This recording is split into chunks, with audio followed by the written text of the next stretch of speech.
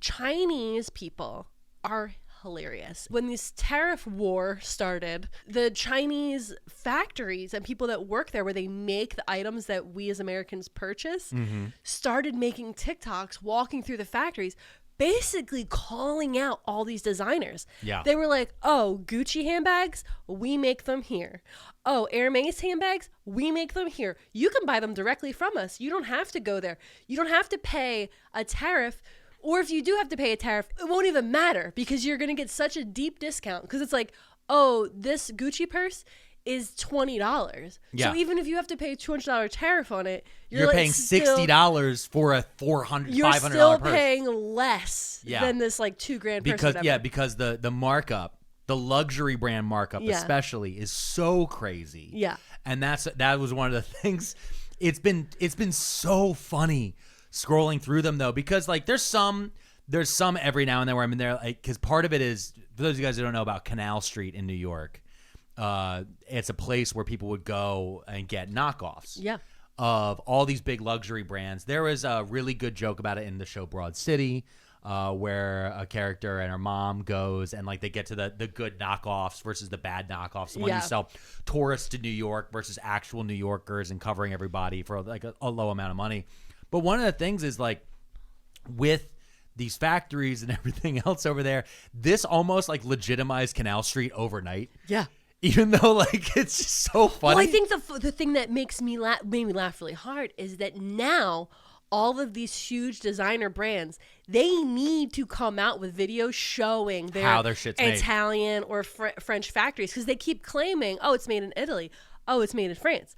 Okay, well, show us. Yeah. I know your employees have cell phones. Walk in there right now. But now it's been a week. So it's like, by now you could have bought a fake warehouse. Like, I don't trust you to not create a set. But the thing is like back in the day when they were trying to sell you on this, right? Like, let's just say like an Italian handbag. Yeah.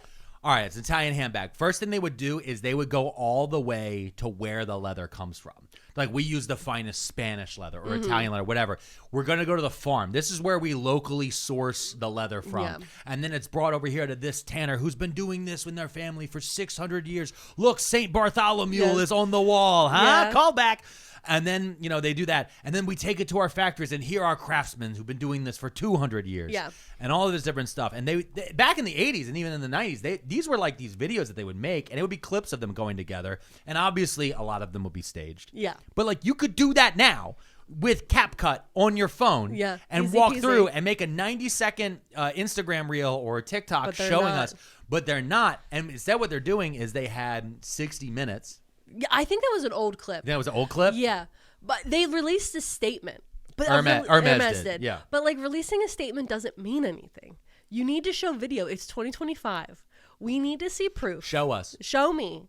Show me. Show us. Also, what you just said, there was another round of videos because, again, I got pipelined hard into, because of course I'm watching all of them. I need to know. I do want to say that this is straight up. This is Chinese propaganda. Yeah. It's incredible. Yum, yum, yum, yum, yum, yum, yum. I ate it all up. I was like, this is incredible. Mrs. P immediately, if you aim Chinese propaganda at my wife, she will enjoy it incredibly. She can't actually eat most Chinese food like at the mall. She can't have Panda Express. No, I can't. She got the celiacs. Yeah, I can't and eat it. They even put gluten in the soy sauce. Yeah, it's the number one ingredient in soy sauce. Yeah, unfortunately, It's it's not actually soy sauce. And so she gets real sad. So she doesn't get to have the sweet treats like we do. So when Chinese propaganda comes her way, she goes, "Oh, it's gluten-free." Yum, yum, yum, yum, yum. I love it.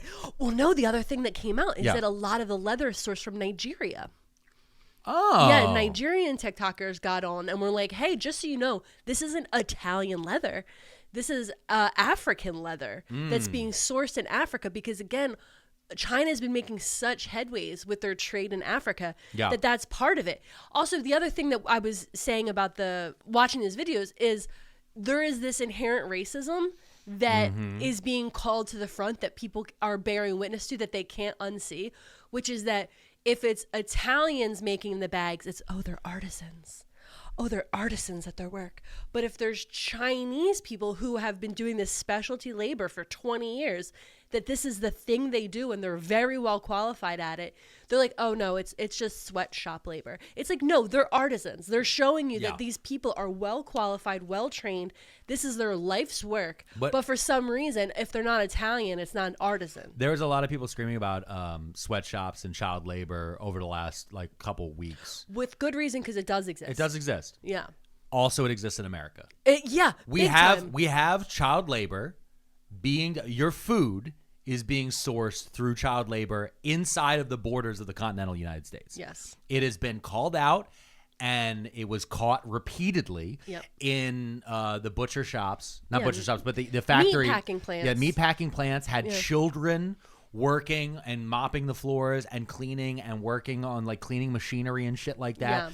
Like dangerous jobs. Dangerous jobs.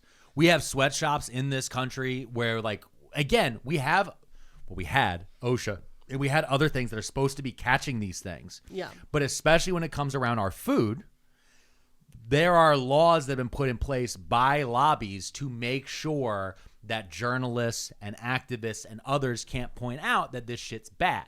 Yeah. And it's like those laws are the equivalent of the ones that other oligarchs have overseas in their areas where they control. And so like one of the things that's really happening right now, especially on TikTok users, that is then trickling through the rest, which we touched about a little bit on the last episode, is that all of our ideas about the world that is not inside the continent, I always will use the term continental United States, are so outdated. Yeah. And they are locked mainly because our leadership views the world through the goggles of the 1980s. Yeah. And so because they haven't seen the changes in the rest of the world and their technological level, their connectivity to the rest of the world, and because of just, how our supply chains work, which is what these guys are calling out in the videos. Like, there's some things that are happening in the videos where I look at it, I'm like, okay, that little thing might not be true. And this guy actually might be a scammer. There's a couple times. But there was one guy, and it was a very powerful video. And again, it was, I've been accused of making propaganda videos too. And sometimes, probably. Yeah, I have a feeling, this is a feeling I want to get across. This guy had the same thing. And he pointed out that the trade between China and the U.S., China made money. But then China took that money and reinvested into China. Yeah. And they built high-speed rail.